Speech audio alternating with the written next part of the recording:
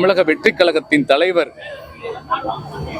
விஜயோட 50வது பிறந்த நாள் பொன் விழா. அது விமர்சையாக கொண்டாடிட்டு இருக்கோம்.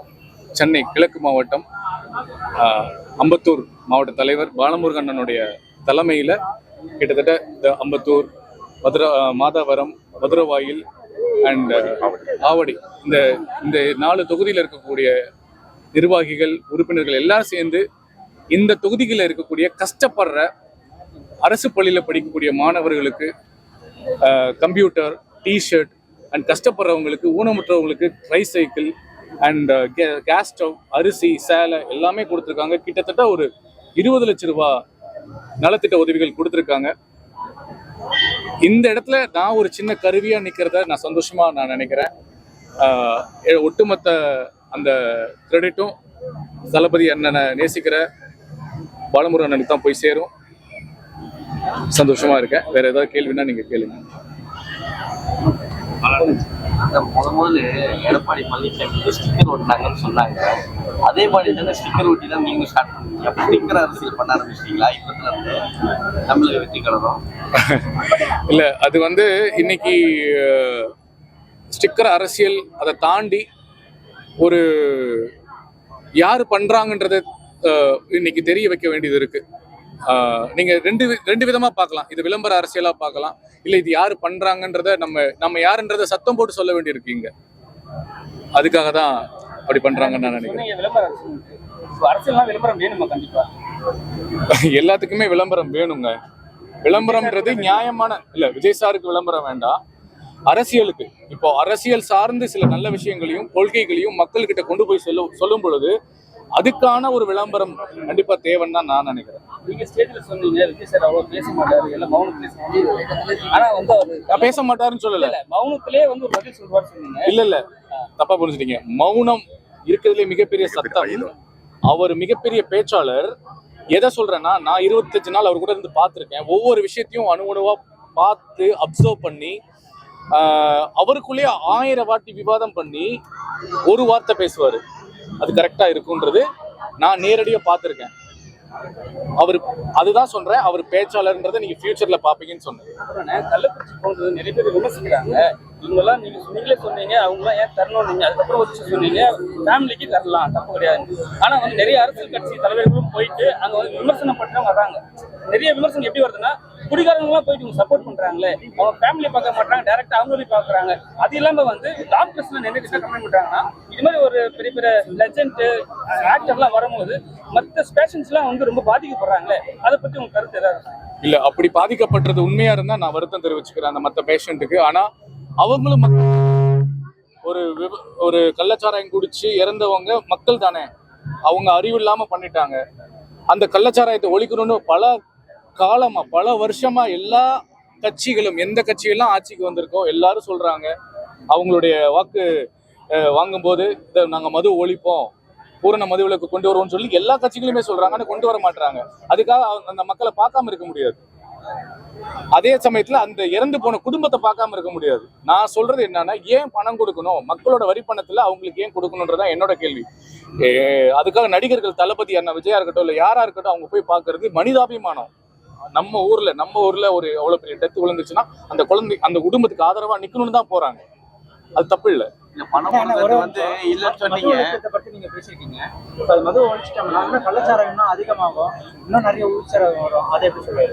எனக்கு புரியல உங்க கேள்வி.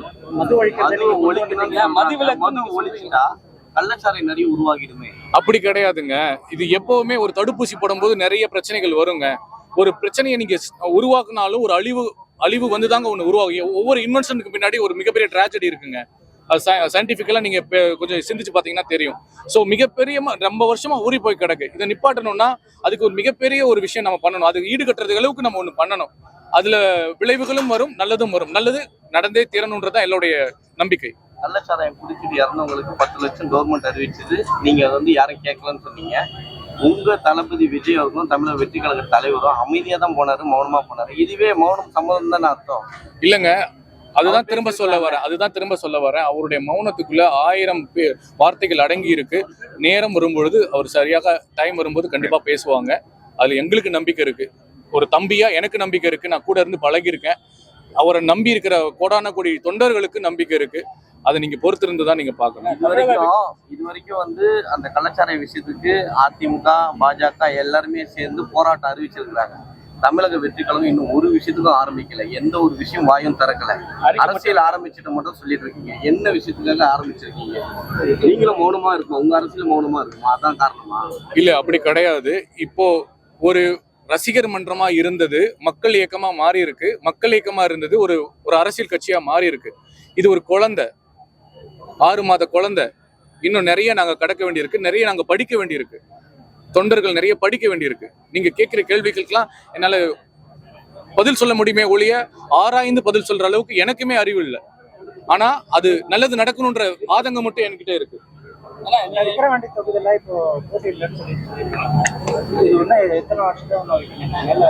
இல்ல, இதெல்லாம் மேலிடத்துல பேச வேண்டியது. நான் தளபதி அண்ணனோட தம்பி, அவர் மேல பாசம் வச்ச தம்பி.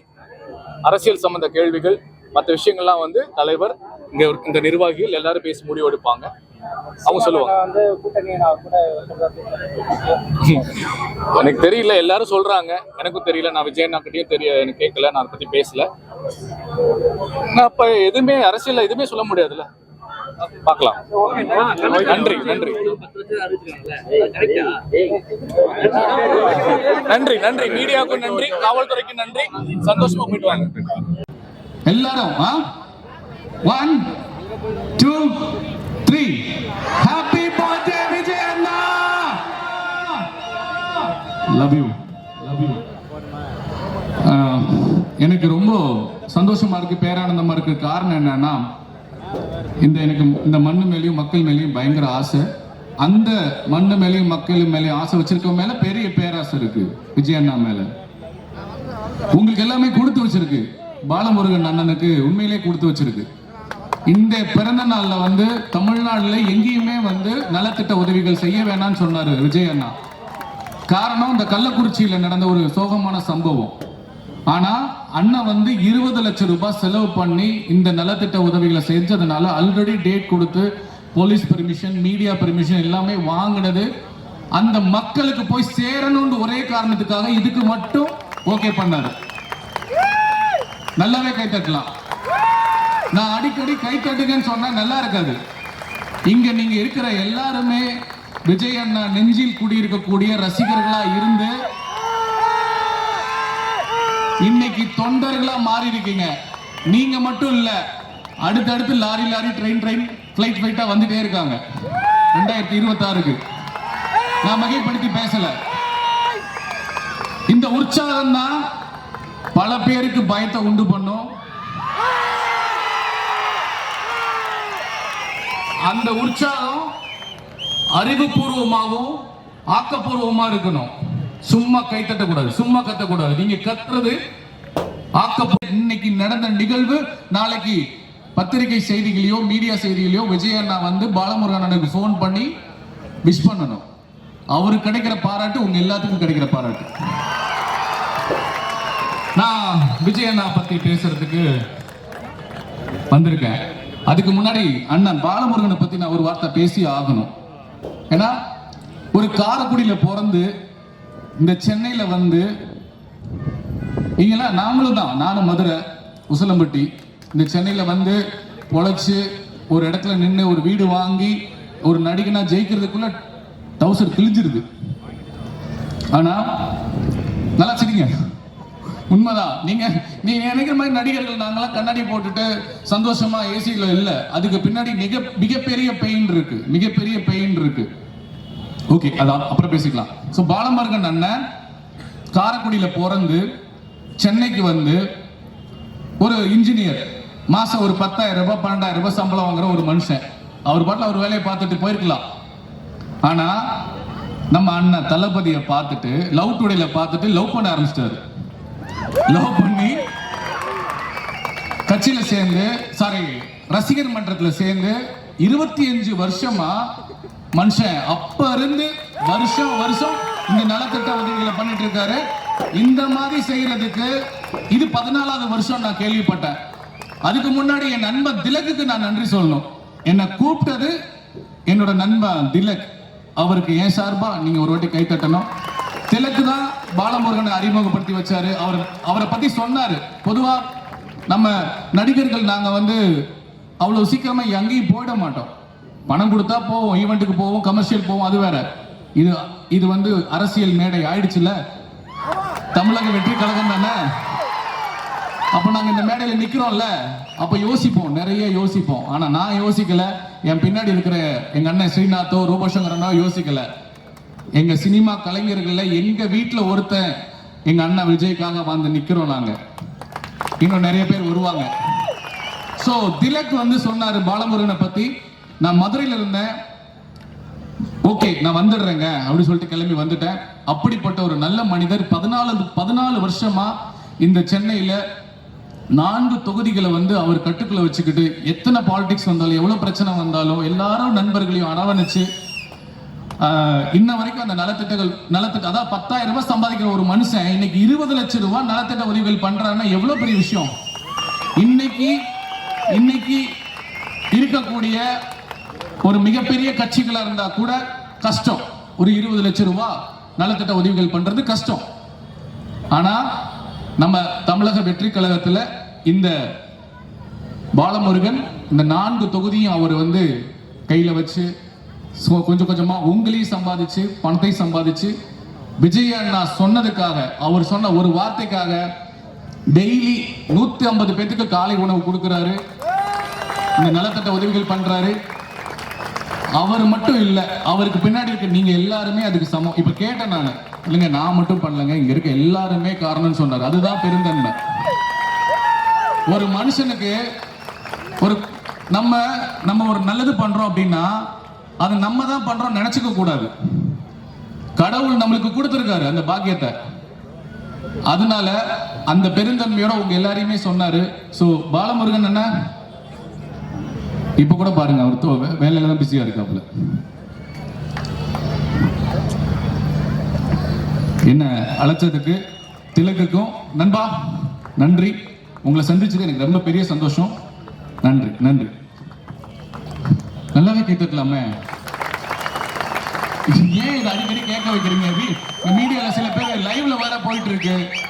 நம்ம ஒரு விஷயம் நண்பா, நம்ம சின்ன விஷயம் தப்பா பண்ணாலும் அதை ஃபோக்கஸ் பண்றதுக்கு நிறைய கேமராக்கள் இருக்கு இங்க.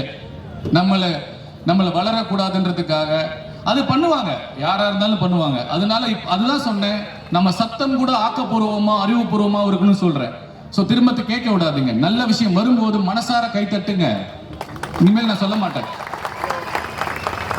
அதான் இந்த வைப்பு தான் பல பேரை பயமுறுத்தும், பல பேரை சிந்திக்க வைக்கும். நம்ம அண்ணனுக்கு பலமா நிக்கும், தளபதிக்கு பலமா நிக்கும்.